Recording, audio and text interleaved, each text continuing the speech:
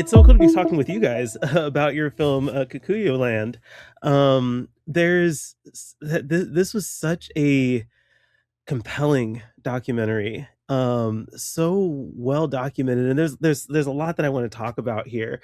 And I want to start with where this story came from, or maybe not where it came from, but how it got started as a documentary project that you guys wanted to embark on. Um, I'll go first, Andrew. Of course. Okay. So, can I just go with context from the beginning? Growing, Yeah, let's start from the beginning. Absolutely. growing up, I was always like the kid that asked so many questions. You know, and as an African kid, your African parents, you have 2 minutes to convince them that this is worth, answering. And my dad teacher, so there's always this information around, Greek mythology, the history of Ethiopia, and then came to my country, Kenya, where, for example, he said to me that Dr. Kraft, which is this British colonialist, discovered Mount Kenya, is a mountain in Kenya, based in the highest in East Africa.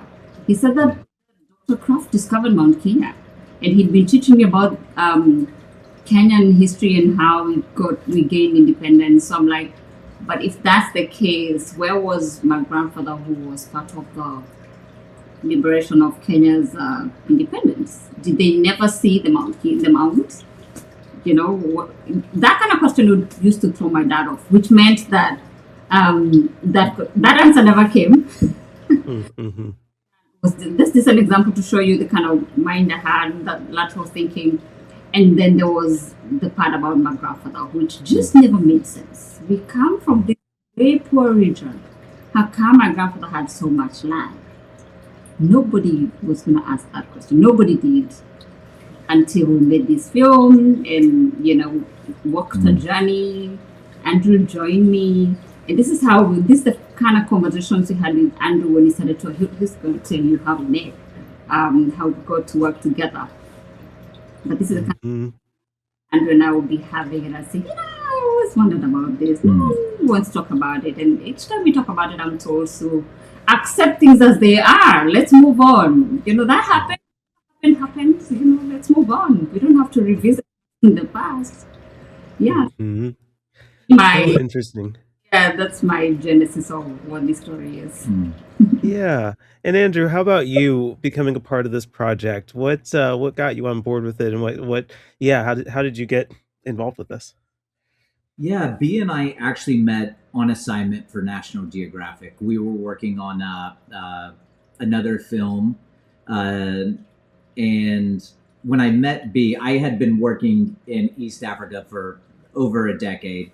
First as a humanitarian, and then when I was home in between trips, at one point I went to Target and bought the best camera I could afford, which was a cheap camera. Now that I look back at it, but it really unlocked this world that allowed me to go into places and ask questions and allow people to tell their story the way that they wanted to. At first I was taking still photography, but then I would have to write for them.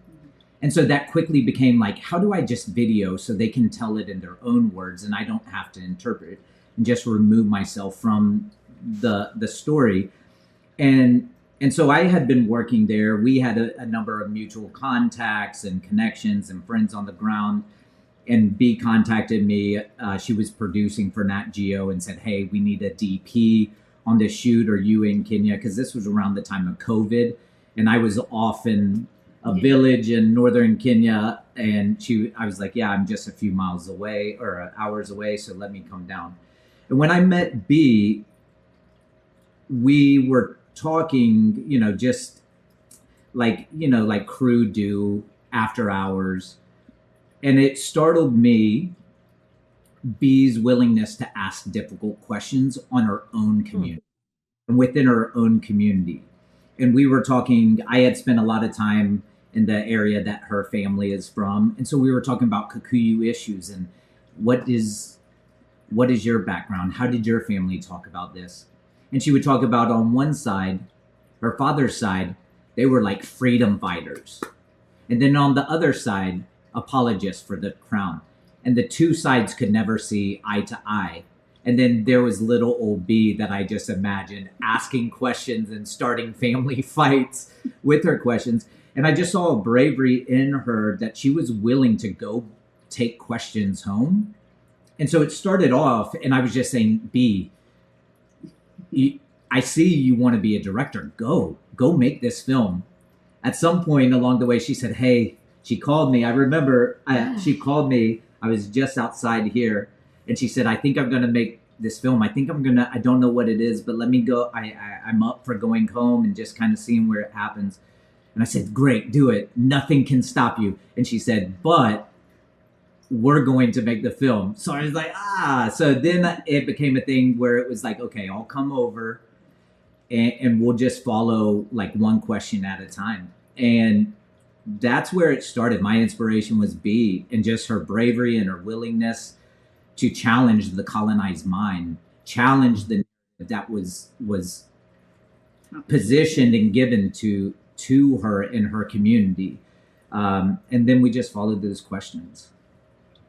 It is so interesting following the questions and where this story leads. I think that there's a lot of interesting themes and discoveries here. I mean, land as identity is super important. That's kind of where this story starts in the movie. But then, of course, there's the discoveries about Bee's grandfather, and also hearing the working conditions of these laborers. It's a lot of directions that this goes in, and very, very compelling way of documenting this. So B, I guess I want to learn more about you and your curiosity, because you are really good at asking the right questions. And you kind of addressed it in the documentary a little bit. You say that since you were a kid, you've always, when you've had a question, you ask it. Go into that a little bit more. Tell me a little bit more about what motivates you to be so curious. Okay, so I have to give my dad credit because he brought all these little books that had pictures. Like, I knew how Zeus looked because of the books he he brought home. So, and he allowed us to have conversation, especially around history. Anything historical, he would say, "Ask me anything," and I'd go in, and I was the champ at home with history. So it never felt like I was curious. It just felt like I walked into this fabric that asked me to ask questions. So I didn't feel like I was intruding, and I did not know what was off to ask, what I shouldn't ask. I just felt like there was a canvas, and go ahead and paint whatever question you had. And there was no, I just walked right in. That's how it always was. It still is that. That's really awesome, and I think that that's a really great way to get a start there, is just to make curiosity natural. And so I'm happy that you have an outlet for that. You have a very productive venue for being able to explore that curiosity and bring meaningful awareness and change to the world. Um, Andrea, I want to talk a little bit about your career. You wear a lot of hats in this project. A director, cinematographer, editor. Tell me about the development of your skill sets and how all that was applied to this movie, and you're able to kind of juggle all of these responsibilities to deliver this story. Yeah, I don't know. I think the credits are very much an industry thing, but when we're in the field, it's just like we're just making we're following a story together, and you're not thinking about the roles or anything like that. Some of the roles came as a necessity, the fact that there's security issues, so we were very nervous to bring outsiders in, and certainly we couldn't bring in a big crew. So we have to do this as lean as possible. We are also going into homes where there has been abuse and serious trauma. And so we need to keep it very small. We need to strip as much gear and as much distraction behind the camera so it can be a human interaction as much as possible. And so it really just came out of necessity. Also, B is someone who her background, she's used to being like behind the camera and kind of pulling strings. but we had to arrange and put some distance in between my role and her role, even as co-directors, that it was okay. Your journey, you are putting the pieces of the story together in real time with your investigation, and you need to have the same sight line as the audience. You have to stay in an unguarded posture throughout this discovery. And because you are living the story, whereas I'm going to live with the footage. I'm going to sit back as you're picking up the puzzle pieces, and I will assemble it here. But you need to discover and you need to decide what the puzzle looks like and what you want it to be at the end. But let me assemble it. But you have to make that discovery on your own without me saying, this is where we go, this is how you should react. And be as somebody that it took months to convince her that your story is a part of this story, and the audience needs someone to hold their hand and walk through this with, and you're the perfect vehicle that you can ask questions in real time that they will want to know. And so she needed that space to not feel like she was performing. My goal was just to make sure that she had that space to tell the story that she wanted and not be worrying about sitting with the edit and how do I look? How did I come off here? We just wanted her to have that safe space saying, we'll film as long as it needs. You don't have to worry about what this means in the moment, or if you don't have the pressure of discovering something before it was ready for you to discover it. And so it really just came out of necessity, I think. And then we just kind of put it together. And in the edit, then it was, hey, B, let me show you this scene. Yeah. Does this feel true? Did this feel how it was like for you? And then she came in and we would adjust according, and she would add elements like, I think we need to do this. I think the tone is off. I don't think in context that's what it really means. And so there was always that open negotiation. Absolutely. And you are so patient with understanding our culture, because I mean he's shot within the region, but culture is very wide and spread about, so we would just have those conversations. And even filming, sometimes I forgot that he was there. Like he was just like a fly on the wall, and I got to experience the moments for myself and translate for myself what that felt like, what it is, what it means, why did I feel that way. Some unexpected emotion came out, and that I really appreciated that. Like he trusted me to be. Yeah. That is so fascinating to hear about. And actually, B, I want to get your take on what he's talking about with this approach of giving you the space to be in front of the camera and to really guide audiences through this story and this journey that you went on. Well, what was your feelings about that approach? First of all, in a million years, okay, there was the idea of being in front of the camera is not an idea that would have been discussed at that point. It took a long time for me to think about what he's saying. What are you saying? Like, can you not just tell this story the way the fact we know what you're doing here. We know how to do this thing. Why don't we just it took a little bit of Andrew is very good with just making sure that I see all the sides, and I agreed to be open-minded with this one. But if although still fighting it, I won't lie to you, still fighting the idea. Even today, she's still the fight isn't over. Yeah. Well, I think it turned out great. I mean, be you in front of the camera and you walking everyone through the story and really making it an approachable story, something that is profound but also easy to take in and digest and grapple with. I think you did a great job. So well done.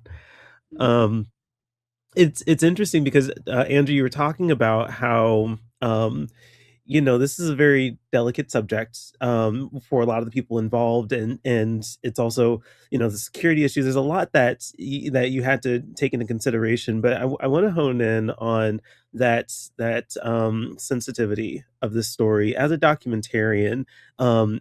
You have to be in that space in order to capture it, but it can feel kind of invasive having this camera. What steps do you take, or how do you go about curating an environment that doesn't feel like the camera is imposing on these moments that you're trying to capture? Yeah, well, I don't want to challenge B, but you'll find out that we always challenge. I don't believe at any point I was a fly on the wall. I think that's such a people say that, and it gives the filmmaker a lot of credit. And I think there's a temptation for documentary filmmakers, especially verite documentary filmmakers, to take that credit because it sounds like so good, like you're so in control. But I mean, I think B might feel that way because she's used to being around production, and so she might have been times that she forgot. But the average person who's not around production and documentary, it is invasive, and it's all and it's sacrificial. When anyone is allowing you to come in their space, especially in documented and to capture intimate moments, for audiences, it's intimate. For the person while we are making the production, it's invasive, and we're overstepping. And so I think my approach has always been acknowledge that in the beginning and be very clear. This is going to be awkward. It's going to be hard. There's going to be times that I overstay my welcome. There's going to be times that I ask an insensitive question. There's going to be times like I am learning, but I'm okay with sitting in that. And I want you to tell me when I overstep. And so there's a lot of those moments where it's like, actually, this isn't for someone else. And it's just that ongoing thing where it's not consent isn't at the beginning and at the end. It's that collaboration, and you have to give enough space for people to say, I felt that yesterday, but actually, I was just on one, and I don't, not really how I feel. So then it's up Mhm. to them to tell the story that they want to tell, and you have to give enough time to let them find their voice because people feel pressured to deliver sound bites or moments that actually isn't within their character, and you just have to keep showing up to where they can. If you do it enough, then you start seeing Absolutely. and talking it through and allow them to kind of change their mind about what story they want to tell. So I think that's the key. And then after that, you're just trying to strip everything away. Keep, this camera, like the camera setup is, without getting too technical, it's what does your camera kit, does that look like you are being considered? It should reflect like what space you're trying to create. So it's keeping it very small, just two or three lenses, no natural light. They shouldn't feel like they're on a stage within their own home. And just feeling like, hey, the simple, beautiful moments of life will happen if you just show up, have enough conversations, um, and just be willing to accept that we come from different cultures. So I'm going to overstep, and for work, you have to let me know when I need to leave and when I've Mhm. stayed too late, Yeah. things like that. It's great to hear. Um, how you kind of handle that and manage that. I think that that's really insightful for anyone who wants to get into this kind of work. Um, but obviously, you guys did a really great job on this because it's premiering at Sundance. So congratulations on that. Tell me about how you feel about this movie premiering at Sundance. And actually, before you answer, there's a quote in the movie that you say some profound things in this movie, and I love a lot of what you had to say.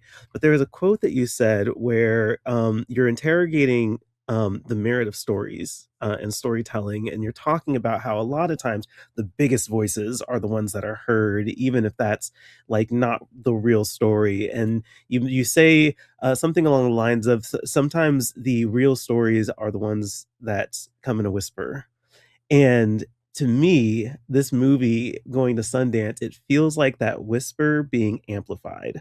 So I want to get your guys' perspective on what it means to have this film premiering on a platform and at a venue like Sundance. Oh my God. That's a that's a really good question. Culturally, I come from a people that when my grandfather and the people, they were called Mau Mau, the revolutionary army, Freedom fighters. fighters, uh, went into the forest. We call it the forest to hide from the colonialists as the war happened. One of the greatest requirements of our community was not to talk about whereabouts of those people. So the culture of silence, we don't talk about things because you might say something and leak some information that you never should have. The enemy should never know what you're planning. So with that, the stories that came out of that is what had to remain. Because we are never telling any other story. We are not matching the colonialists. Anybody against us must never know. So we maintain the story that's been told us.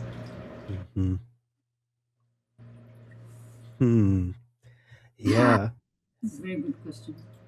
Yeah.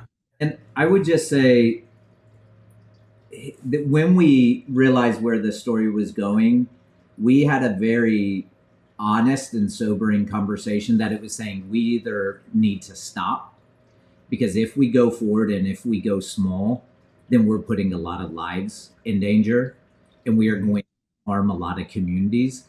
Because if we just make it and it kind of kicks the hornet's nest here, but then never finds a platform, if it never finds an audience,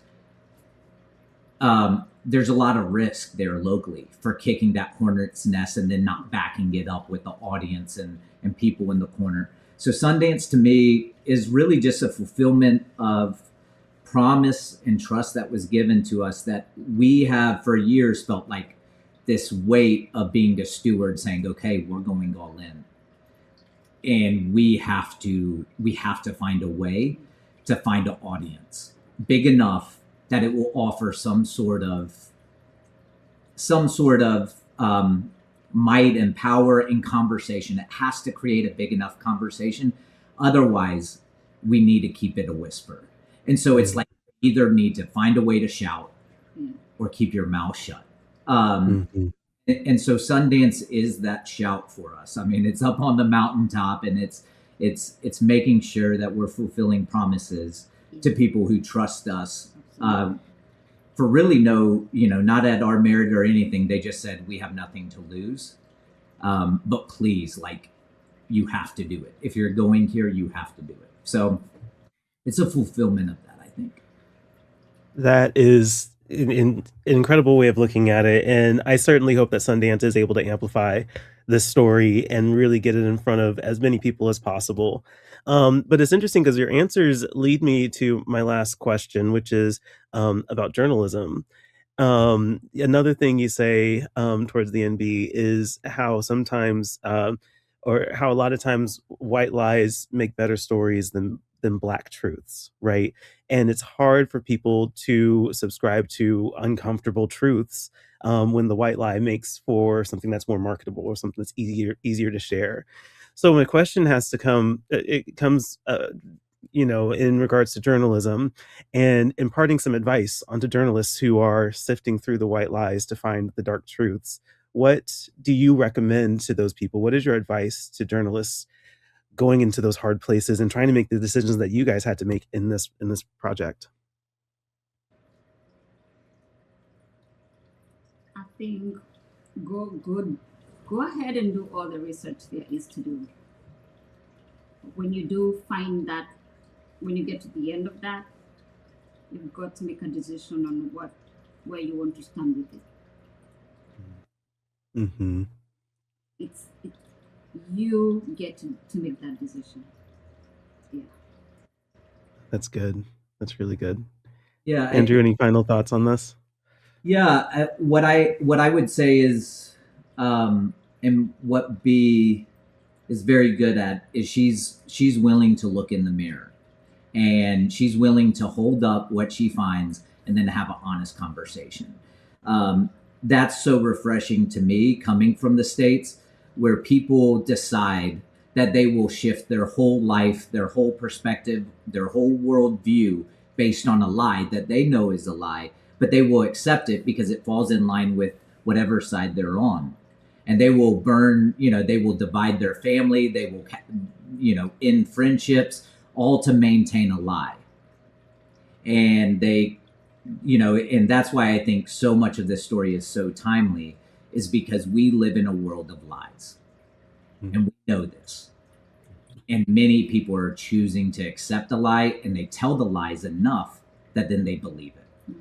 And B is so refreshing because what the facts say are what the facts say. And she's willing to say, okay, I will, if we disagree on the facts, I will show grace and I'll allow you to disagree, but we're going to hold on to the facts and keep this mirror here. We're not taking it down, and you can choose if you look in the mirror or not. And I think we need that in the world right now, especially with all things journalism and storytelling. Absolutely. Andrew B., this has been a great conversation. I look forward to hopefully talking with you guys more in Park City. I expect that we'll meet up while I'm there, and I'm wishing you guys the best going forward, especially with this movie premiering at Sundance. And I hope it has gets a lot of awareness and a lot of people get to see it. So congratulations again, guys, and I will be keeping up with your careers. Thank you. Thank you so Thank much. you.